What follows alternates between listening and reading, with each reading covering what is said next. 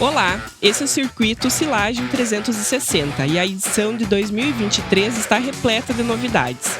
Eu sou a Grace, agrônoma de campo da Brevante Sementes, e você é nosso convidado para acompanhar esse giro por diferentes propriedades leiteiras e de gado de corte. Vamos conhecer detalhes de cada realidade e aprender com a experiência dos produtores e outros profissionais que conversamos pelo caminho. No episódio de hoje, estamos na propriedade do Cleiton, em Carlos Barbosa, na Serra Gaúcha.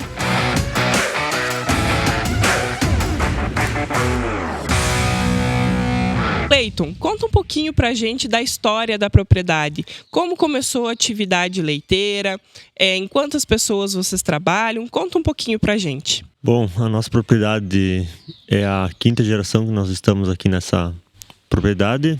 Meu tataravô veio da Itália para cá e ela foi se perpetuando por gerações aí. E a atividade de leite sempre esteve presente, mas nunca foi a atividade principal da propriedade. Isso em volta dos anos 70, 80 se tornou a principal atividade da propriedade. E daí para cá nós fomos evoluindo, ano por ano nós fomos evoluindo. Hoje trabalha eu, meu pai, o meu irmão e minha mãe. Somos 4 pessoas aí na atividade. Produzimos em torno de 1.500 litros de leite por dia, com 44 vacas em ordenha. O total do rebanho é em torno de 100 animais. E essa é a nossa realidade, basicamente. E quando você percebeu que haveria essa sucessão, né, que você e o seu irmão continuariam o trabalho na atividade leiteira? Eu acho que não teve uma percepção, ela foi uma evolução Aconteceu constante. naturalmente. Aconteceu naturalmente. Nós estávamos aí de criança e fomos gostando da atividade, saímos para estudar. Eu fiz técnico agrícola, depois fiz faculdade, mas sempre permaneci na propriedade trabalhando e entre meio fazia a faculdade. Então foi evoluindo conforme o passar do tempo, né? Não teve um momento que disse, hoje vou virar produtor de leite, né? Começa a partir de hoje. Isso, sempre continuou naturalmente, né? E o que mudou lá do início para cá, né, para os dias atuais? Qual que foi a maior mudança que vocês tiveram, tanto na propriedade quanto na rotina da atividade?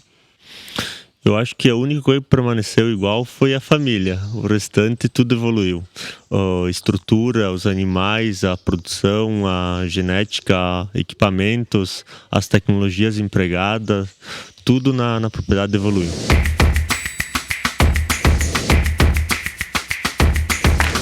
Cleiton, conta um pouquinho pra gente como que é a realidade aqui da propriedade de vocês. Qual que é o tamanho da propriedade? Como que vocês fazem a gestão das áreas para a produção de alimento para os animais? A propriedade é uma pequena propriedade, como aqui na região a maioria das propriedades são de pequeno porte. A propriedade hoje tem 17,9 hectares, dessas somente 7 são agricultáveis, que conseguem mecanizar. O restante são áreas próprias para cultivar, né? Então, além dessas, nós temos mais 20 hectares alugados hoje para produção de silagem e pastagem, sendo ela como feno pré-secado no inverno, né? Ou silagem de trigo. Mas basicamente, verão é silagem de milho, toda a área para milho, e o restante, o excedente de produção fica para grão.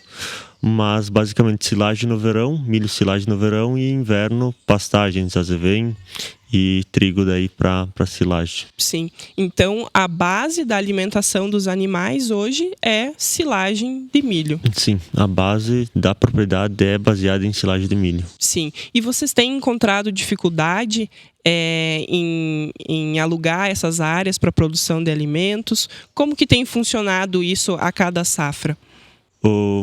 Como são todas pequenas propriedades e na região tem bastante propriedade de leite, acaba sendo disputadas essas áreas. Então, sim, quando você consegue uma área de terra para arrendar, você tem que tirar o máximo dela e fazer ela produzir, né, e e tentar manter ela no seu aluguel, né? No caso, alugada. Se você não cuidar, outro alguém vai lá e arrenda e acaba cuidando delas, né? E aí acaba faltando alimento para o teu plantel no final do ano, né? Justamente. E como que tem sido essas últimas safras, né, de milho? A gente sabe que a gente vem sofrendo muito com condições climáticas adversas, né? Vocês têm conseguido produzir alimento suficiente para o rebanho de vocês? Sim, nas últimas 3 safras aqui na região houve uma seca, mas não foi uma seca crítica. Ela reduziu bastante a produção. Nós calculamos em torno de 20% a 30% diminuiu a produção, mas a qualidade dela se manteve. Graças a Deus não podemos nos queixar por perder qualidade de silagem, mas a produção sim, reduziu um pouco a produção. E isso fez com que nós procurássemos mais áreas para arrendar para manter a quantidade de alimento suficiente para o rebanho. Sim, e também outras fontes de alimentos, isso, né? Como você falou do pasto conservado isso, e tudo mais, né? E Cleiton, mudando um pouquinho assim o foco da nossa conversa, se você pudesse, né, deixar um conselho, né, uma mensagem para quem está iniciando na atividade leiteira, ou, por exemplo, algo que você gostaria que tivessem lhe dito lá atrás, né, quando você começou a trabalhar com seus pais, qual que seria essa mensagem, né? Um erro, um acerto, algo que desse uma direção para quem está começando na atividade? Eu acho que não tem uma fórmula certa para você começar e manter na atividade, mas porque sempre vai ter erros e eles são construtivos se você souber aprender com eles. Mas uma coisa que para mim foi muito importante, para o meu irmão, e eu recomendo para todos, é conhecimento. Vá à procura de conhecimento, tudo. Eu fiz uma faculdade, quem tiver condições faça, cursos práticos basicamente, mas conhecimento sem dúvida é o que melhor ajuda numa propriedade. Você saber o que você está fazendo na atividade, tanto cuidar de uma lavoura, de uma adubação dela, de um animal, saber o que você está fazendo. Quando você conhece o que você está fazendo, tudo fica mais fácil. Ter certeza, né? Ter isso, garantia daquilo que você está colocando em prática, né? Justamente. E como vocês foram atrás de conhecimento, né? Você é agrônomo, o seu irmão é zootecnista. Como que vocês fazem essa divisão da gestão da propriedade, né? Cada um é responsável por um setor, né? Um cuida da alimentação, o outro cuida do manejo, né? Outro cuida da ordenha. Como que funciona isso? Explica um pouquinho pra gente. Sim, basicamente, de forma geral, eu cuido da parte de lavouras, a produção de alimentos e o trato das vacas em lactação. Essa é a minha responsabilidade, e o meu irmão fica com o trato dos restantes animais e limpeza. E o meu pai, basicamente, o pai e a mãe ficam na ordenha e ajudam em geral. Mas todos sabem fazer tudo. Nós temos essas divisões, mas todos, no momento que um não pode, o outro vai lá e faz. O outro acaba dando um suporte, né? Sabe, entende como que é a rotina da propriedade. Todos entendem o processo, todos conhecem o processo, mas basicamente são divididos para não sobrecarregar algum, e muitas vezes, como dizem, o cachorro de 2 donos morde de fome, né? Então, para ter um responsável por aquela atividade. Isso aí.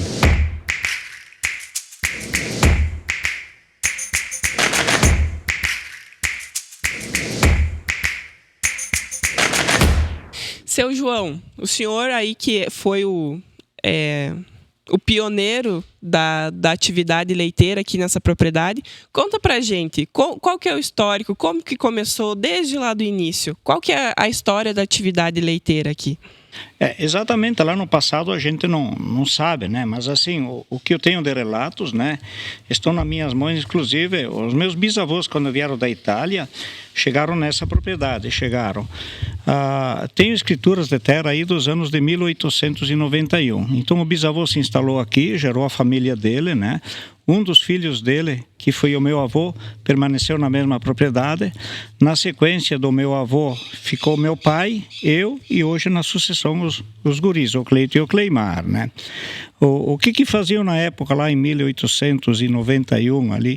Esse pessoal veio da Itália com uma cultura de cultivar a pareira, o vinho, né? Que eu acho que era tradicional da região deles, não é?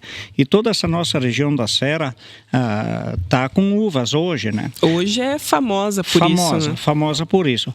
Carlos Barbosa, por exemplo, eu não saberia dizer o porquê, ao passar dos tempos foi perdendo um pouco da uva, e se plantava muito trigo, nesses morros aí, tudo colhido à mão, coisa e tal, né? E posterior ao trigo, né, eles tinham a vaquinha de leite, que era para o queijo, a manteiga, a nata, para a subsistência da família. Aí nasce, numa determinada época, não lembro o ano exato, a cooperativa Santa Clara. Passado um pouco da fase do trigo, veio o plantio da batata inglesa. Carlos Barbosa também foi muito forte nessa questão da batata, né? E a vaquinha continuou junto, o leite continuava junto, não é? Seriam duas culturas, não é? Antes a uva, os trigos... E era a base da subsistência, da alimentação. Correto, das famílias, né? Antes a uva, o trigo, depois veio a batatinha e continuava a vaca de leite. Lá nos anos 70, 80, a batata perdeu espaço por sua vez também, né? Por N problemas, e ficou o leite. Nós, como pequena propriedade, tínhamos que optar, né? Ou partiríamos para um sistema integrado, ou se manteríamos no leite, né? E eu, particularmente, optei em produzir leite, né? Estamos aí até hoje. Ano após ano, foi se melhorando essa estrutura, né? Foi se melhorando, investindo em genética, conhecimento, e chegamos onde chegamos hoje, né? Como o senhor bem falou aqui, é um relevo acidentado, as propriedades Correto. São pequenas, isso. Então se optou por intensivar a produção, né? Exatamente. E a melhor forma foi o confinamento dos animais, isso, né? Isso. Aproveitar a área para produzir o alimento. Como não se tem área, né? É pouca área, é difícil acesso, inclusive, né? Optamos em confinar os animais, optamos, né, em produzir alimento e trazer para os animais dentro dos confinamentos, que facilitou o nosso trabalho todo. Não fosse essa caminhada, imagino eu que não se chegaria onde chegamos, né? De maneira alguma.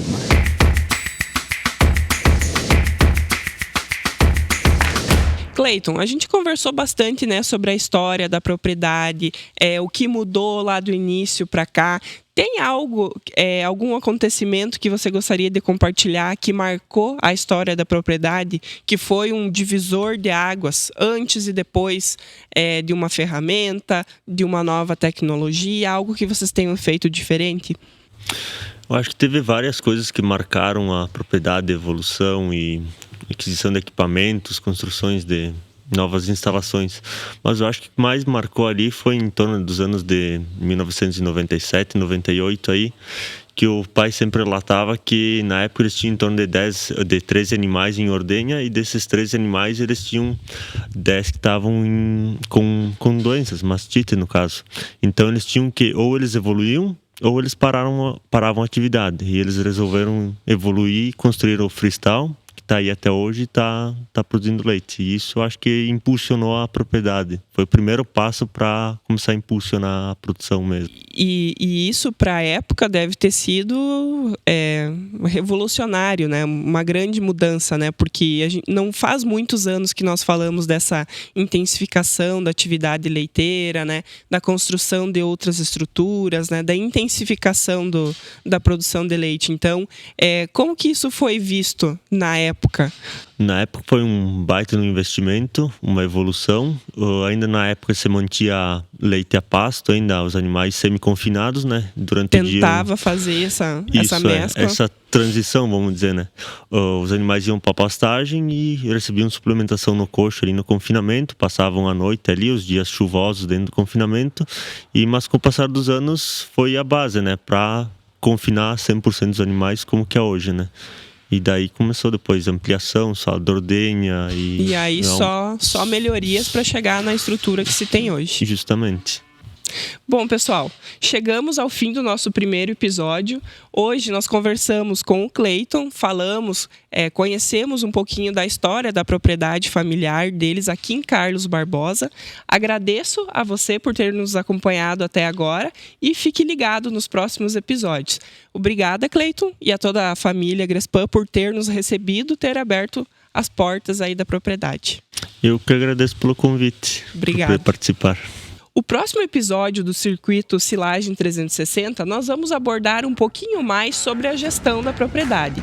Como que é feito a gestão do insumo, a gestão da mão de obra, a gestão dos dados que vêm da produção de leite. Para mais informações, acesse o nosso site.